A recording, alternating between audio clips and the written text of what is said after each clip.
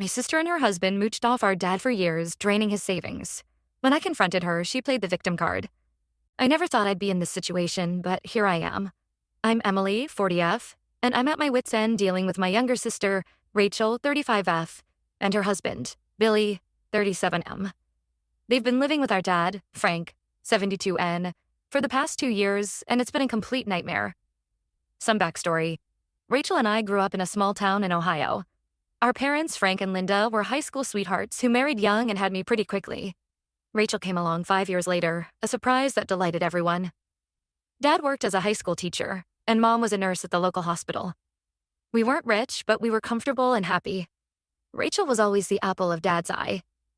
She was bubbly, outgoing, and could charm anyone with her smile. I, on the other hand, was more reserved and studious. I didn't mind, though.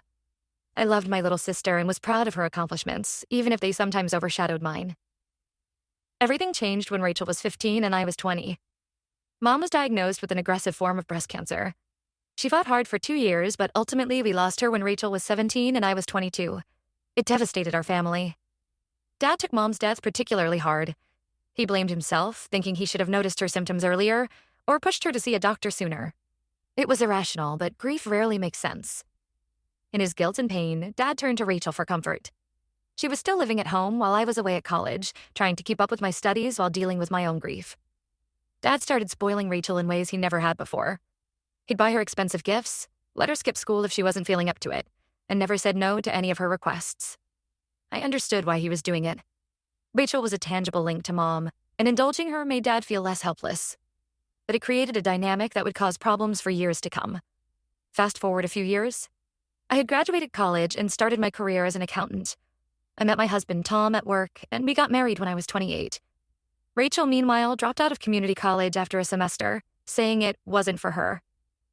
She bounced between jobs, waitress, receptionist, retail, never sticking with anything for long.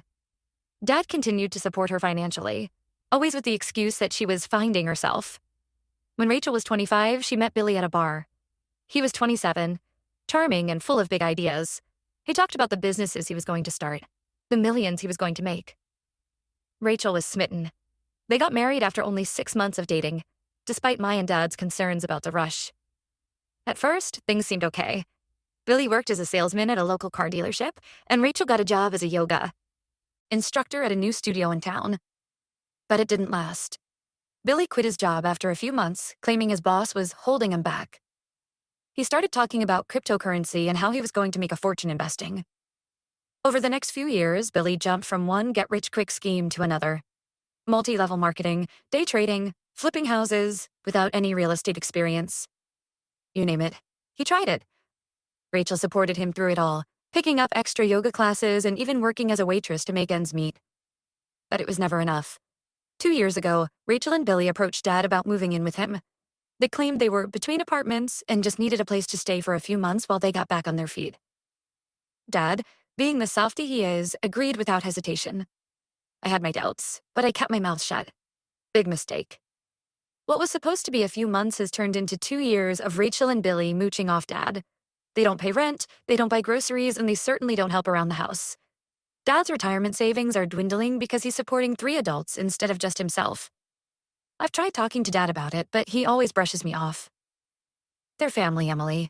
He says, we have to help family. But what about when family is taking advantage of you? The situation has been causing tension between me and Tom. He thinks I should confront Rachel and Billy directly, but I'm worried about causing a rift in the family. Tom doesn't understand. He comes from a large, close-knit family where everyone pulls their own weight. He can't fathom the idea of taking advantage of a parent the way Rachel and Billy are doing. The breaking point came last week when I visited Dad's house. The place was a mess, with dirty dishes piled up in the sink and clothes strewn everywhere. Dad looked exhausted. When I asked him what was wrong, he admitted that he'd been doing all the housework because Rachel and Billy were too busy to help. I couldn't hold my tongue anymore. I confronted Rachel about it, and she flew off the handle.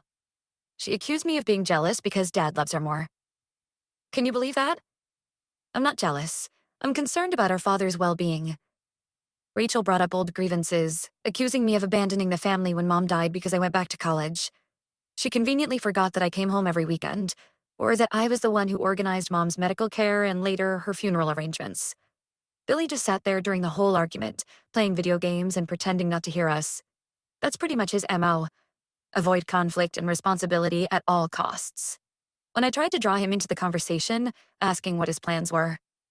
For finding a job, he muttered something about a big opportunity coming up and went back to his game. After the argument, I went home and broke down. Tom held me while I cried, feeling helpless and angry. He suggested we consider taking legal action to protect Dad's assets, but the thought of it makes me sick. How did we get to this point? I don't know what to do. Dad's health is declining, and I'm worried that Rachel and Billy are going to bleed him dry before he even realizes what's happening. I've thought about talking to a lawyer, but I don't want to cause a huge family rift. Tom thinks I should just cut ties with Rachel and Billy, but I can't abandon Dad. He's all we have left, and I can't bear the thought of him being taken advantage of like this. Plus, despite everything, Rachel is still my sister. I remember the little girl who used to follow me around, asking me to read her stories or play dress-up. How did that sweet kid turn into this entitled adult? I've considered reaching out to our extended family for help, but it's complicated. Mom was an only child, and Dad's only brother lives across the country. We were never very close to our cousins growing up. I feel so alone in this. Has anyone dealt with a similar situation? How did you handle it? I'm open to any advice at this point. I just want my dad to be okay, and for Rachel and Billy to grow up and take responsibility for their own lives. But I'm scared that if I push too hard, I'll lose what's left of my family. Help me, Reddit. I don't know what to do. Update 1. It's been about a month since my last post, and things have taken a turn for the worse. I want to thank everyone who commented and offered advice. I've been trying to implement some of your suggestions, but it's been an uphill battle. First, I took some of your advice and had a serious talk with Dad. I showed him bank statements and receipts to illustrate how much money he's been spending on Rachel and Billy. At first, he was defensive, but as we went through the numbers, I could see the realization dawning on his face. He looked devastated, and it broke my heart. Dad agreed to sit down with Rachel and Billy to discuss the situation. I offered to be there for support, but he insisted on handling it himself. Big mistake. The family meeting was a disaster. Rachel burst into tears, claiming that Dad was choosing money over family. She brought up Mom, saying, Mom would never have turned her back on us like this. It was a low blow, and I could see how much it hurt Dad. Billy, in a rare moment of actually speaking up, accused Dad of going back on his word to help them. They both played the victim card hard, and Dad caved. Not only did he not set any boundaries or ask them to contribute, but he also offered to increase their monthly allowance. Yes, you read that right. They've been getting an allowance this whole time, and I didn't even know about it. Apparently, Dad's been giving them $500 a month to help out. Now he's increased it to $750. I was furious when Dad told me what happened. I tried to reason with him, but he just kept repeating, "They're family, Emily. What am I supposed to do, throw them out on the street?" The situation at home has gotten even worse. Rachel and Billy seem to have taken Dad's capitulation as carte blanche to do whatever they want. They've started inviting friends over for parties, leaving the house in even more of a mess. Dad's trying to keep up with the cleaning, but at 72, it's taking a toll on his health. Last week, Dad called me in a panic. He'd slipped on some spilled beer in the kitchen that Rachel and Billy had left from a party the night before. He didn't break anything, thankfully, but he was badly bruised and shaken up. When I confronted Rachel about it, she accused me of blowing things out of proportion and said accidents happen. I've been stopping by more often to help out, but every time I'm there, Rachel makes snide comments about me checking up on them and trying to control everything. She started telling Dad that I'm trying to drive a wedge between them. Billy just ignores me completely, always engrossed in his phone or his video games. The financial situation is even worse than I initially thought. Last week, I discovered something that made my blood boil. I was helping Dad sort through some mail when I found a credit card statement in Rachel's name, with Dad as a cosigner. The balance was over $15,000, and the minimum payments were barely being met. When I confronted Dad about it, he admitted that Rachel had asked him to co-sign for the card about a year ago. She had promised to use it only for emergencies and to pay it off each month. Clearly, that hasn't happened. When I asked what the money was spent on, Dad didn't know. I took a look at the statement, and it was full of charges for restaurants, clothing stores, and even a few cash advances at casinos. I'm at my wit's end. Tom is pushing harder for me to step back and let Dad face the consequences of his decisions, but I just can't. I keep thinking about Mom and how disappointed she would be to see our family like this. I found an old photo album the other day, full of pictures from when Rachel and I were kids. There's one of us at the beach, building a sandcastle together, both of us grinning at the camera. I cried for an hour looking at it. mourning the relationship we used to have. I've started gathering documentation of all the financial abuse. Bank statements, credit card bills, receipts, anything that shows how Rachel and Billy are taking advantage of Dad. I'm not sure what I'm going to do with it yet, but I feel like I need to be prepared. Some of you suggested getting adult protective services involved, but I'm hesitant. Dad isn't physically or mentally incapacitated. He's making these choices of his own free will, even if they're bad choices. Plus, I'm worried about what Rachel and Billy might do if they feel cornered. I'm considering talking to a lawyer about what options I might have to protect Dad's assets. I know it might cause a huge rift in the family, but at this point, I'm not sure there's much of a family left to save. I did try reaching out to our uncle, Dad's brother, for advice. He was sympathetic, but not very helpful. He suggested I stay out of it and let Dad handle his own affairs. It was frustrating, but I guess I shouldn't have expected much from someone who hasn't visited us in over a decade. Tom and I have been arguing more about the situation. He thinks I'm letting it consume my life, and he's not entirely wrong. I've been distracted at work, losing sleep and neglecting my own family to some extent. But how can I not worry when I know Dad is in this situation? I'm trying to take care of myself too. I've started going for long walks in the evenings to clear my head. It helps a little, but as soon as I get home, the worry comes flooding back. Has anyone had experience with getting legal help in a situation like this? What should I be prepared for? And how do I balance protecting Dad with respecting his autonomy? I feel like I'm walking a tightrope, and one wrong move could send everything crashing down. I'll keep you all updated. Thanks again for your support and advice. It means more than you know. Update 2. It's been 2 months since my last update, and the situation has reached a boiling point. I want to thank everyone again for their support and advice. It's been a roller coaster, but I finally feel like I'm making some progress. After my last post, I did consult with a lawyer. She advised me that while we couldn't force Dad to make different choices, we could take steps to protect his assets. She suggested setting up a trust, but warned that it would only work if Dad was willing to cooperate. I broached the subject with Dad, and to my surprise, he was receptive. I think the credit card situation had finally opened his eyes to how bad things had gotten. We spent a weekend going over his finances in detail, and he was shocked to see how much his savings had dwindled. However, before we could take any action, disaster struck. Dad had a minor heart attack. The doctors say it was likely stress-induced. He's okay now, but it was a wake-up call for everyone. I got the call from Rachel in the middle of the night. For once, she sounded genuinely scared. I rushed to the hospital, my heart in my throat. Seeing Dad in that hospital bed, looking small and vulnerable, was one of the hardest things I've ever experienced. While Dad was in the hospital, I took the opportunity to do a deep dive into his home situation. What I found was worse than I imagined. Rachel and Billy hadn't just been living rent-free. They'd been actively taking money from Dad's accounts. I found transfer receipts, withdrawn cash, and even some forged checks. One particularly galling discovery was a receipt for a $5,000 investment in some dubious cryptocurrency scheme. When I confronted Billy about it, he had the audacity to claim it was a sure thing, and that he was doing it to secure our family's future. I was livid. I confronted Rachel at the hospital, and she broke down. She admitted that she and Billy were in deep financial trouble. They'd racked up gambling debts and had been using Dad's money to try to pay them off. Billy, true to form, was nowhere to be found during this confrontation. Rachel's confession brought up a lot of old memories. I remembered when we were teenagers, and I caught Rachel stealing money from Mom's purse. I had covered for her then, not wanting to upset our parents. Now I wondered if I had done her a disservice by not letting her face the consequences of her actions earlier. I gave Rachel an ultimatum. Either they move out and start repaying what they've taken, or I go to the police with evidence of their fraud. She begged me not to, saying it would kill Dad if he knew the truth. She promised they would change, that they'd get jobs and pay Dad back. But I'd heard these promises before, and I wasn't buying it this time. Speaking of Dad, he's been released from the hospital, but the doctors have advised that he needs a stress-free environment to recover. This was the push I needed to take decisive action. With Dad's reluctant blessing, I've started the process of evicting Rachel and Billy. It's been ugly. They've accused me of everything from jealousy to elder abuse. Billy finally showed his face, threatening to contest the eviction and drag it out in court. Rachel has been calling all our relatives, spinning a tale of how I'm trying to tear the family apart. Some have bought into it, and I've received a few angry calls from distant cousins. It hurts, but I'm standing firm.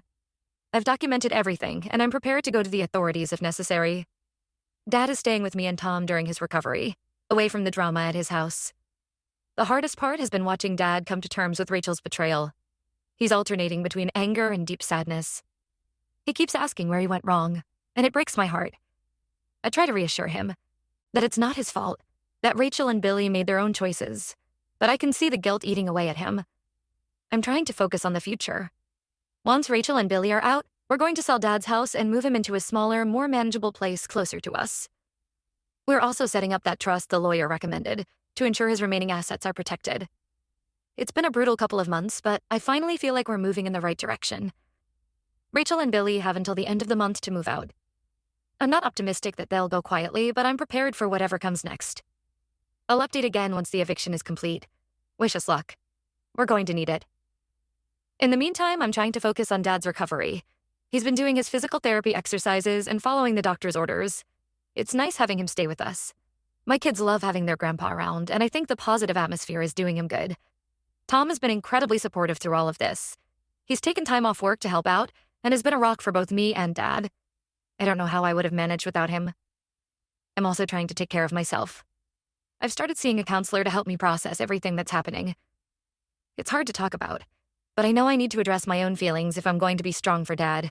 I'll keep you all posted. Thanks again for your support and advice. It's been a lifeline during this difficult time. Update 3. It's been a whirlwind few weeks since my last update.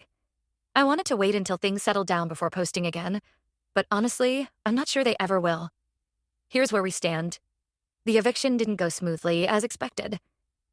Rachel and Billy waited until the last possible moment to leave Dad's house. When they finally did, they took everything that wasn't nailed down, including items that belonged to Dad. We're still trying to recover some family heirlooms that mysteriously disappeared during the move. The day of the eviction was intense. Rachel was screaming and crying, accusing me of destroying the family. Billy was sullen and aggressive, muttering threats under his breath. It took everything in me not to lose my cool. I had to remind myself that I was doing this for Dad's sake. Dad's house was a disaster. It took a team of professional cleaners 3 days to make it presentable. The damage was extensive. Stained carpets, holes in the walls, even a broken window. It was heartbreaking to see the home we grew up in. The home where Mom and Dad built their life together in such a state. We've put the house on the market, and thankfully, there's been a lot of interest. The proceeds from the sale will go into Dad's trust. It's bittersweet. While it's necessary for Dad's financial security, it feels like we're selling off a piece of our family history. Speaking of Dad, he's doing better physically, but emotionally, he's still struggling. He's been seeing a counselor to work through his feelings of betrayal and guilt. It's a slow process, but I'm proud of him for taking this step. He has good days and bad days. Sometimes he'll reminisce about Rachel's childhood, wondering where things went wrong. Other days, he's angry about the way she and Billy took advantage of him. Rachel has been trying to contact Dad nonstop. She's left tearful voicemails, sent manipulative texts, and even showed up at my house unannounced. We've had to block her number and install security cameras. It's heartbreaking, but necessary. Each time she reaches out, it sets Dad back in his recovery. Billy, unsurprisingly, has vanished. Word on the grapevine is that he's left Rachel and skipped town. I can't say I'm surprised, but I do feel a twinge of pity for my sister. She made her bed, but it's still hard to see her in this state. Last I heard, she was crashing on a friend's couch and looking for work. On a positive note, Dad has been bonding with my kids during his stay with us. He's teaching my son how to play chess and helping my daughter with her science projects. It's beautiful to see, and I think it's helping him heal. There are moments when I see glimpses of the Dad I remember from before Mom died, laughing, engaged, and full of life.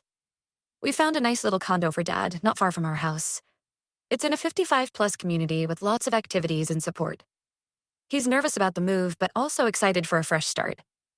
We've been visiting the community center and meeting some of his potential new neighbors. I think it'll be good for him to be around people his own age. As for me, I'm exhausted but relieved. The past few months have been the hardest of my life, but I know we made the right choice. Dad's finances are secure, his health is improving, and he's safe from further exploitation. I've learned a lot through this ordeal, about setting boundaries, standing up for what's right, and the importance of family, the healthy kind. I'm not sure what the future holds for my relationship with Rachel, but for now, I'm focusing on healing and moving forward. Thank you all for your support throughout this journey. Your advice and encouragement have been invaluable. If there's one thing I want people to take away from my story, it's this. Don't ignore the red flags. Act before it's too late. Protect your loved ones, even if it means making tough decisions. I'll check in if there are any major developments, but for now, I'm looking forward to some peace and quiet. Here's to new beginnings.